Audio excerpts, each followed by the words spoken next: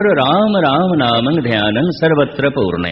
वो जो रमिया होया राम है ओदे अनेका नाम है। बलहारी जाओ जेते तेरे नाम। जद कोई सिख गुरु नानक देव जी महाराज नूं कह देंदा सी जो तुसी जपदे हो एक मंत्र मैं वो जपना है। एक खुलासा मैं थोड़े सामने करांगा। उन्हां दिनां च एक रस्म सी चरण धोए रे रास कर चरना अमृत सिखा पिला। चरनामत दे के उन्होंने कहना ये जप वाहिगुरू जप। हर एक नूं नहीं कहा जाता सी। गुरु ग्रंथ साहब दे च भी दर्ज नहीं। अगर दर्ज हो जाए तो फिर गुरु ग्रंथ साहब सिर्फ एक फिरके दे गुरु हो जाएंगे, विश्व दे गुरु नहीं है। क्यों? जयदेव गोबिंद गोबिंद जपदा है, नामदेव बिठल बिठल जपदा है, कबीर सतनाम जपदे ने। कबीर पंथियां नूं सतनामी कहंदे ने। बाबा फरीद अल्लाह हो जपदा है। रामानंद परमानंद राम राम जपदे ने। सारे किथे जाण गए। हर मंत्र किसी भी मंत्र का जप करिए पर करिए एक रोज रोज। मंत्र बदलिए ना। मंत्र दे बदलने का मतलब है रास्ता बदल देता है। जिंदगी बड़ी बहुत छोटी है, अगर रास्ते ही बदलते रहे तो रास्ते ही रह जाओ। सोते में कट गई कुछ गुनाहों में कट गई, रोते में कट गई कुछ आहों में कट गई। मंजिल पे चलने वाले मंजिल पे जा लगे, राहें बदलने वालों की राहों में कट गई। आज एक डेरे कल दूसरे डेरे, आज एक मंत्र कल परसों दूजा मंत्र, आज एक रस्म कल दूजे। इन्हां लोकां दी रस्ते च जिंदगी खराब हो जाती है, लंघ जाती, पहुंचते कोई नहीं। नाल मेरे गुणी जन ने इंदौर दे जब दास जांदा है तो एक जैनी साधु भी आंदा है ते गृहस्थे, पर दिन रात भजन दे लीन है, कामकार छड़ देता, लड़के करते। एक दिन मैनू कहने लगा भाई मस्कीन जी मैं अपनी जिंदगी कोई 35-40 मंत्रों ते तजर्बा किया, महीना महीना जप के। 2 मंत्र सुती हुई शक्तियां नू बहुत जल्दी जगा देंदे ने। मंत्र सारे ही जगाते हैं, सारे ही मंत्र जगा देंदे ने। कणक खा के भी भुख मिट जाती है, चावल खा के भी भुख मिट जाती। भुख सारे दे अंदर एक होंदी है। असीं इंज नहीं कह सकते ये भुख हिंदू है, भुख सिख है, भुख जैनी है, ये भुख मुस्लिम है, भुख क्रिश्चियन है। भुख तो सारे दे अंदर एक ही होंदी है। भोजन इको नहीं होता, खुराक इको नहीं होती। भुख सारे दे अंदर एक होंदी है, भोजन सारे दा एक नहीं होता। रब्बी तड़प रब्बी प्यास ते सारे दे अंदर एक होंदी है, पर मंत्र सारे दा एक नहीं होता। अपने अपने मंत्र नाल जो अवतारी पुरुषों ने दिते होंगे। वो मैनू कहने लगा 2 मंत्रों का बड़ा भारी असर है। 1.5-2 महीना में किसी मंत्र नूं जपदा सी ते सुतियां शक्तियां जागदियां सन, पर यह मंत्र ते 5-7 दिन ही काम कर देंदे ने। मैं कहा मैनू दसोगे किहड़े 2 मंत्र ने जिन्हां दे उत्ते तुसीं तजर्बा कीता है? मैनू कहने लगे मस्कीन जी थानू दसन लगा, किसी को दसना नहीं क्योंकि मैं जैनी हाँ। हुण तो मेरे नाल दे सारे गुणी ज्ञानियां नू पता चल गए क्योंकि आउंदा है समागम ते आउंदा है। कहने लगे एक तो वाहिगुरू है, वाहिगुरू वाहिगुरू कहने ने हिरदे ते इतना आघात पहुंचाता है, सुतियां हुई शक्तियां जागदियां। जबान बोलदी वाहिगुरू, मन सुनदा है, सुता होया मन बहुत जल्दी जागदा है। सिमर सिमर गुर सतगुर अपना सोया मन जागा। दूजा जिहड़ा उसने मैनू कहा होले जी आवाज कहंदा अल्लाह हो, कहंदा दोहां दी धुनी इक्को जिही है, वाहिगुरू अल्लाह हो। कहने कि मैं जैनी हाँ, कहने रब दा वास्ता किसी नू दसना ना। कहने दोवें मंत्र अनमतियां दे ने, एक सिख धर्म दा एक इस्लाम दा। मैनू इंज कहने लगा। मैं कहा थोड़े तजर्बे तो हुण बाकी दुनिया लाभ उठावे, कम से कम सिख ते लाभ उठाण, मैनू सिखां नूं ते कहण दिओ।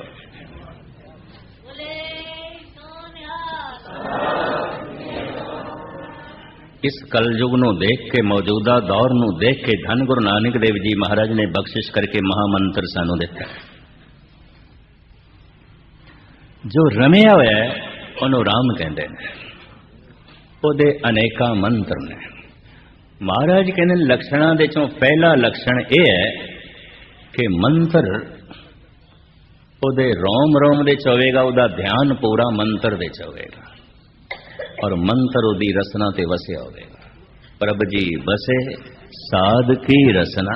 ਜਿਵੇਂ ਭੋਜਨ ਦੀ ਬੁਰਕੀ ਮੈਂ ਮੂੰਹ ਚ ਪਾ ਲਵਾਂ ਤੇ ਜ਼ਬਾਨ ਨੂੰ ਸਵਾਦ ਆ ਜਾਂਦਾ ਹੈ, ਰਸ ਆ ਜਾਂਦਾ ਹੈ, ਮੂੰਹ ਦੇ ਚ ਪਾਉਂਦਿਆਂ ਹੀ ਰਸ ਆ ਜਾਂਦਾ ਹੈ। ਜਿਹਦੀ ਰਸਨਾ ਤੇ ਪਰਮਾਤਮਾ ਵਸਿਆ ਹੈ, ਬਸ ਵਾਹਿਗੁਰੂ ਆਖਦਾ ਹੈ ਤੇ ਰਸ ਨਾਲ ਭਰ ਜਾਂਦਾ ਹੈ। ਬਸ ਆਖਦੇ ਹੀ ਤੇ ਰਸ ਨਾਲ ਭਰ ਜਾਂਦਾ। ਜਪਦਾ ਬਾਣੀ ਦੀ ਪੰਕਤੀ, ਕੋਈ ਪੰਕਤੀ ਪੜ੍ਹੀਏ ਰਸ ਨਾਲ ਭਰ ਜਾਂਦਾ ਹੈ। ਹੁਣੇ ਮੇਰੇ ਨਾਲ ਸਾਰੇ ਸਰਦਾਰ ਬਹਾਦਰ ਸਿੰਘ ਜੀ ਦੇ ਦਰਸ਼ਨ ਕਰਕੇ ਆਏ ਨੇ ਕਾਨਪੁਰ ਦੇ ਵਿੱਚ। ਇਹ 2-3 ਸਾਲ ਪਹਿਲੇ ਮੇਰੇ ਪਿੱਛੇ ਪੈ ਗਏ, ਕਹਿੰਦੇ ਜਿਸ ਬ੍ਰਹਮ ਗਿਆਨੀ ਦੀ ਗੱਲ ਕਰਦੇ ਹੋ, ਲੱਛਣਾਂ ਦੀ ਗੱਲ ਕਰਦੇ, ਕੋਈ ਹੈ ਵੀ ਸੀ? ਮੈਂ ਕਿਹਾ ਹੈਗੇ ਨੇ, ਜੇ ਵੇਖ ਸਕਦੇ ਹੋ। ਇਸ ਤਰ੍ਹਾਂ ਦਾ ਇੱਕ ਸੱਜਣ ਕਾਨਪੁਰ ਦੇ ਵਿੱਚ ਵੀ ਹੈ। ਬਹੁਤ ਵੱਡੀ ਕੱਪੜੇ ਦੀ ਦੁਕਾਨ ਸੀ, ਸੈਂਚਰੀ ਮਿਲ ਤੇ ਐਲਗਨ ਮਿਲ ਦੀ ਉਹਦੇ ਕੋਲ ਏਜੰਸੀਆਂ ਸਨ, ਥੋਕ ਦਾ ਵਪਾਰੀ ਸੀ, ਕਰੋੜਾਪਤੀ। 30-35 ਸਾਲ ਪੁਰਾਣੀ ਗੱਲ ਹੈ। ਉਸਨੂੰ ਕਿਧਰੇ ਮੈਂ ਸੁਤੇ ਸੇ ਦਿਖਾਈ ਦਿੱਤਾ। ਮੈਂ ਕਿ ਤੂੰ 3:30-4 ਵਜੇ ਗੁਰਦੁਆਰੇ ਤੇ ਆ ਜਾਣਾ और आधा घंटा जप करके आया वाहिगुरु मंत्र का। पर मैं देख के हैरान होया, कुछ दिनों च ही ओदी खेड बन गई, कुछ दिनों च। और मैनू अपनी जिंदगी च एक होर नवा ज्ञान मिलिया कि धार्मिक ईर्खा भी आती है, धार्मिक ईर्खा भी आती है। मेरे अंदर ईर्खा पैदा हुई, बई प्रेरणा इसनों मैं की, दसिया इसनों मैं, ये पहुंच गए, आप ट्रैफिक पुलिस की तरह उत्थे ही खड़े रह गए, इंज जाओ तो इंज जाओ। उन्होंने वेख के मैनू ईर्खा हो। ये पहली दफा मैनू बोध होया कि धार्मिक ईर्खा भी होंदी है, होंदी है। सहजे सहजे ऐसा रंग चढ़िया, वो हुण 24 घंटे समाधि च रहिंदा है। जे किधरे गुरु ग्रंथ साहब का वो 2-2:30 बजे प्रकाश करता है, बस एको पंक्ति या 2 पंक्तियां ते रुक जाता, सारा दिन अगों चलता ही नहीं, एको ही पंक्ति रुक जाती। इन्ना रस नाल भर जाता है, इतना आनंद नाल भर जाता है। इस तरह के होर भी सज्जन ने, ये तो मैं एक इन्हों दिखाया। मैं एक तगड़ा व्यापारी, 6 बच्चियां सन, विआह दित्तियां, कहंदा हुण मैनूं कुछ लोड़ नहीं, कामकार भी छड्ड दिता। सारा बाजार उन्होंने संत जी करके बुलांदा सी। जैनी भी उसको लाके बैठते सन, मुसलमान भी सलाम करते सन। जिस दिन 84 च दंगे होए, सारियां दी दुकानां लुटियां जा रही सन, मारिया जा रहा सी। गुंडे भी आके कहते संत जी अपने घर चले जाओ। गुंडे हाथ जोड़ के कहते, जो दूजियां दे मकान ते दुकानां नूं जला रहे सन, उन्होंने चुक के जीप च बिठांदे ने, कहते घर पहुंचाइए।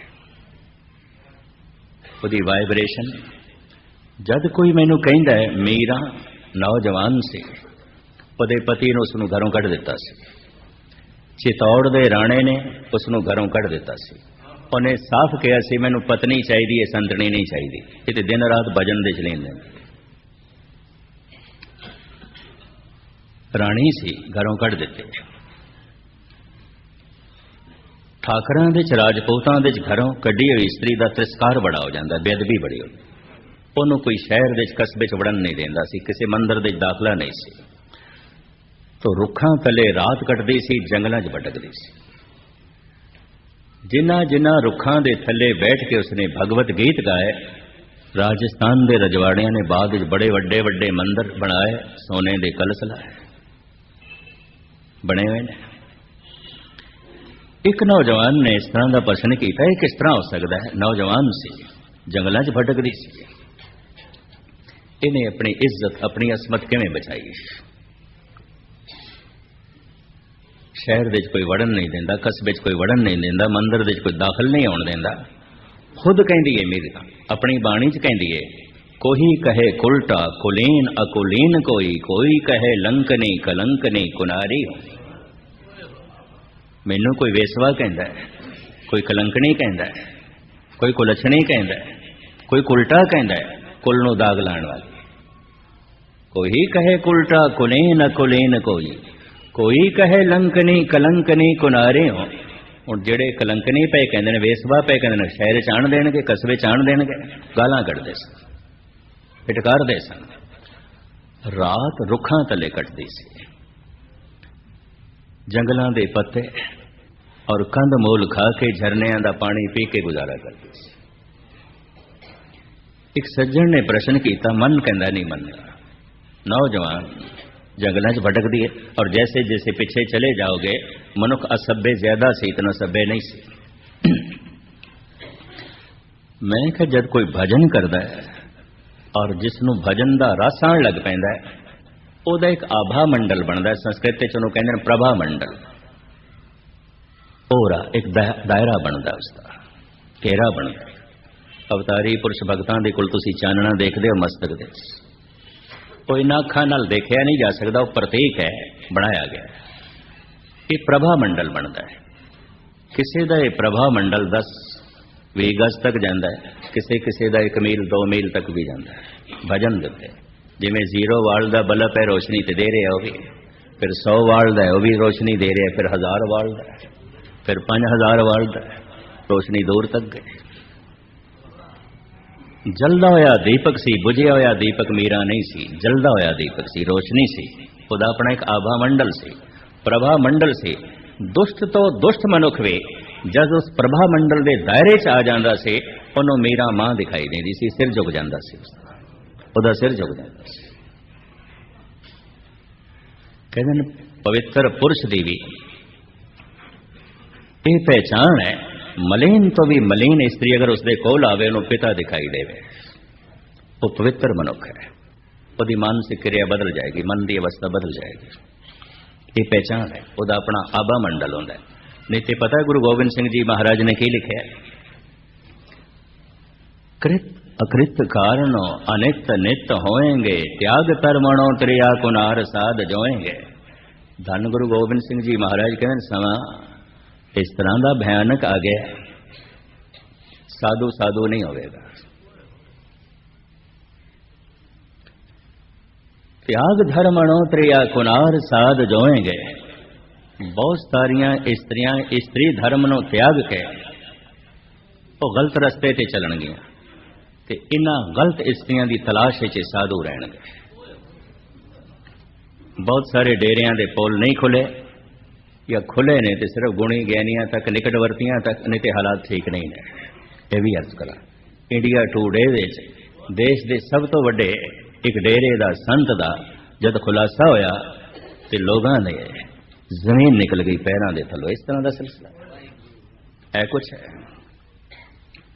ये धन गुरु गोबिंद सिंह जी महाराज लिखते हैं, संत मलिन तो मलिन स्त्री अगर आया उन्हें जो दिसेगा जिमें मेरा पिता बैठा है, भावे उम्र कितना ही छोटा क्यों ना है।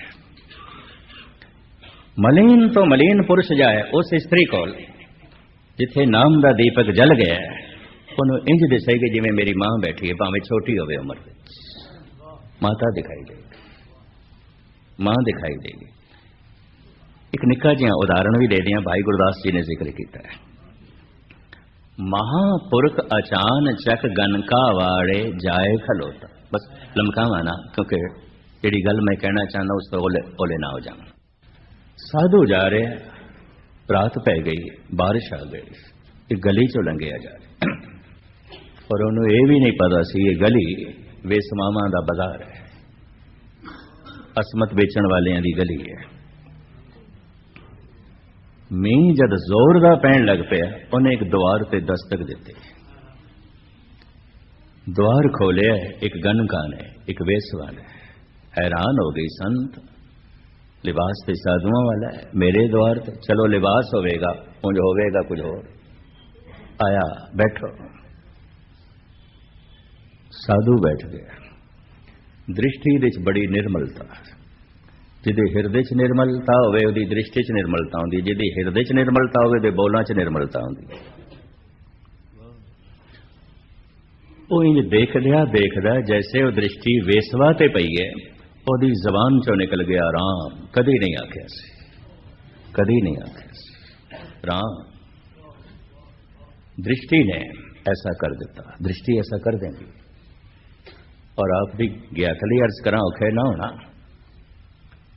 अखां बहुत कुछ कहदियां ने और अखां गलत बयानी भी नहीं कर सकदियां, सही बोलदी है। जबान गलत बयानी कर सकती है, अखां नहीं कर दियां, ये भी महस कर दियां। कई दफा जबान नाल ते बंदा कहंदा मित्रा तैनू मिल के बड़ी खुशी हुई है, ते अखां कहंदियां पईयां ने कम वक्त कित्थों मिल गया, रोज किसी जरूरी काम ते जा रही सी, वक्त जाया करेगा। अखां ते कुछ होर कह रही, जबान नाल हां पिया करदा है, अखां ना कर रही ने, अख दसदी पई है। जबान कह रही है थानू मिल के बड़ी खुशी हुई, अखां कह रही ने कम वक्त कित्थों आ गए। अख गलत बयानी नहीं करती, अख बिल्कुल सही बोलती है, सही बोलती है। अखां नू कहंदे ने लोचन। लोभ भरी दृष्टि दे नाल ए लोचन किसे दे धन नू वेखन, वासना भरी दृष्टि दे नाल ए लोचन किसे दे तन नू वेखन। पता उसनू की कहंदे ने, उस दृष्टि नू की कहंदे ने? लुच्चा। लुच्चा शब्द लोचन तो बनया, लोचन अखा, संस्कृत का शब्द, गल बन गई लोचन। लोचा, लोचा कहते हैं तकनी नू, वेखने नू। लोचन, लोचा। लोचा तकनी च की है? किसे दा धन, किसे दा तन। पर धन नू तकना ते बुरा नहीं है, लोभ नाल तकना बुरा है। किसे तन नू तकना ते बुरा नहीं है, क्योंकि दृष्टि जो सामने होगा दृष्टि तकेगी। वासना नाल तकना पाप है। लोभ भरे विचार नाल, वासना भरे ख्याल नाल अगर लोचा किसी दे तन ते टिक गई है, किसी दे धन ते टिक गई है, तो लोचा हटदी नहीं, दृष्टि हटदी नहीं, उन्होंने कहने लोचा। ए लोचा, लोचन, लुच्चा संस्कृत का शब्द है। साधु दी लोचा इंज देखदी देखदी बेसवा ते टिक गई, पर लोचन दिखते प्रभु सी दोए दोए लोचन पेखा, हो हर बिन अवर न देखा। दृष्टि ते परमात्मा सी, दृष्टि ते अमृत सी, बोला ते अमृत सी। दृष्टि जैसे वेसवा ते टिकी, इहदी जबान तो निकल गया राम, और राम आखण दा उसनू रस भी आया, क्योंकि किसी रसक पुरुष दे कोल बैठी सी। साध के संग नहीं किछ गाल, दर्शन भेटत होत निहाल। सहजे सहजे बार ते मी थमण लग पिया, वेसवा दे हिरदे ते राम नाम दी बारिश होण लग पई।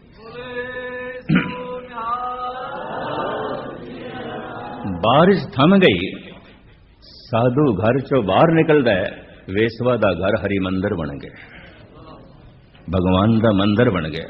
नहीं तो कलगीधर पातशाह फरमान करते ने, इस तरह के साधु अगर किसी देवी कोल भी बैठन, ऐसे दुष्ट ने किसी देवी कोल भी बैठन ते वेसवा बना देंगे, पर ऐसा भी संत होंदा है किसी वेसवा कोल बैठन ते देवी बना देंगे।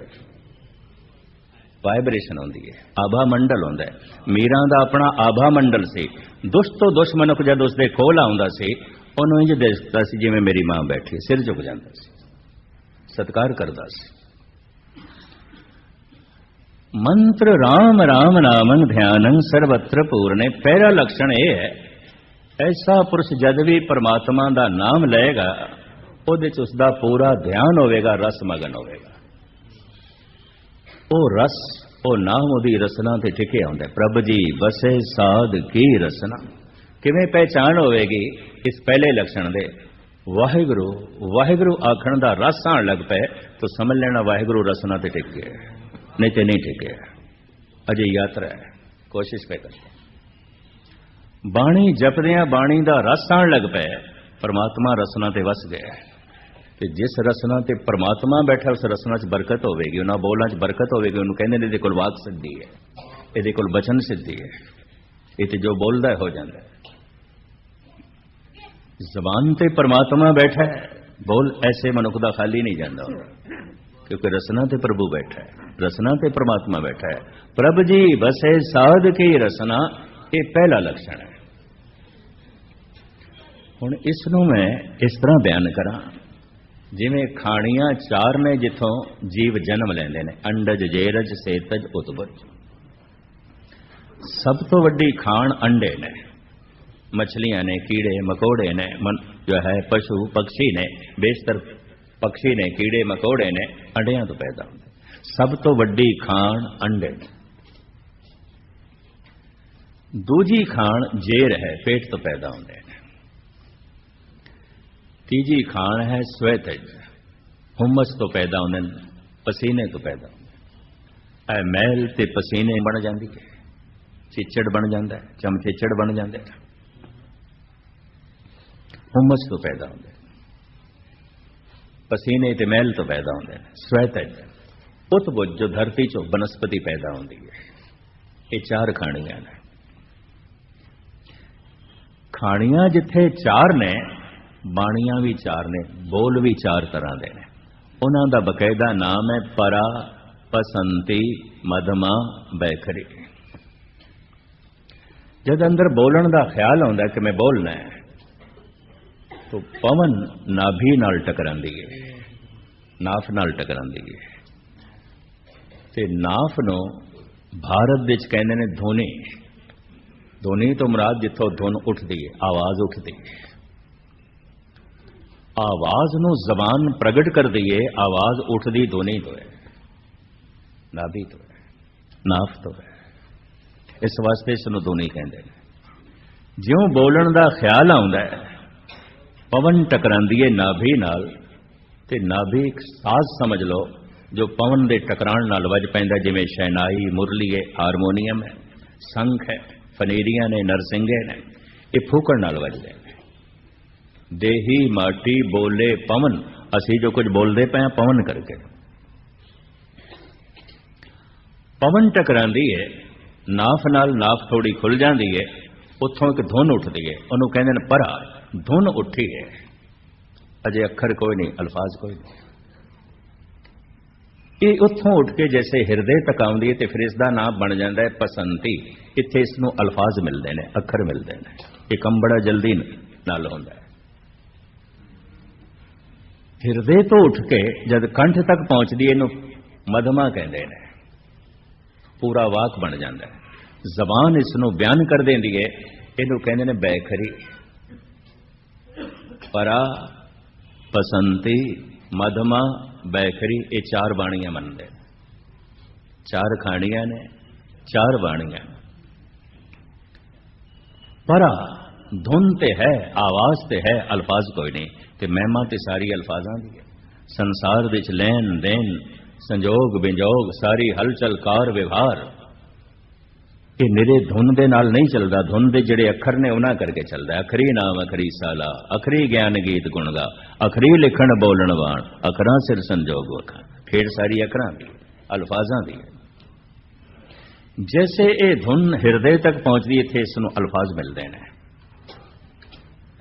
अखर मिलते हैं। ये कम बड़ा तेजी नाल होंदा, प्रभु ने ऐसी क्रिया बना रखी। ये आवाज उठ के पहुंचती है कंठ तक, इनू कहते हैं मधमा। वाक पूरा बन जाता है, जो कुछ कहना है वाक पूरा बन जाता है, जबान उसनू बयान कर देंगे। परा, पसंती, मधमा, बैखरी। वाहेगुरु हुण मैं आखे, हुण वाहेगुरु भोजन बन गया, हुण मैं इसनू छकना है। जे को खावे, जे को पुंचे। हुण छकना की, हुण सुनना ही छकना है। शब्द कन्ना दे राही अंदर प्रवेश करेगा, जबान दे राही प्रगट होया है, बनया है। हथां दे राही रोटी बनाई है, हथां दे रोटी कमाई है, मुंह दे राही खानी। जबान दे राही वाहेगुरु प्रगट होया है, कन्ना दे राही वाहेगुरु अंदर प्रवेश करेगा।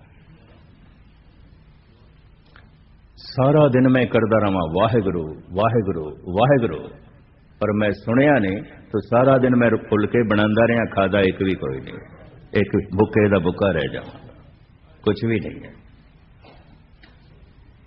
कहते ने बार रोटी कमानी औखी है, रोटी पकानी औखी है, खानी सौखी है। कहते ने पकांदियां थक गया, कमांदियां थक गया। थानू कोई मिलिया जिहड़ा ये आके खांदियां थक गए? खाना सौखा है, पकाना जरा औखा है, कमाना जरा औखा है। पर हुण मैं अर्ज करा, जिहड़ा राम नाम दा भोजन है, पकाना ते सौखा है। वाहेगुरु वाहेगुरु आखना सौखा है, केड़ा औखा है? पर इनू सुनना इतना औखा है, इतना औखा है, इनू छकना इतना औखा है, इनू खाना इतना औखा है कि गुरु नानक ने कह दिता आखण औखा साचा ना। औखा है खाण नू मन मनदा ही नहीं। कारण जिवें मेरा मुंह पहले दा ही भरिया पिया होवे ते होर बुरकी नहीं पै सकदी। मन पहले ही बोलदा पिया सुनन नू तैयार नहीं होंदा, वो सुनन नू तैयार नहीं होंदा। मन नू राजी करना तू चुप कर ते सुन,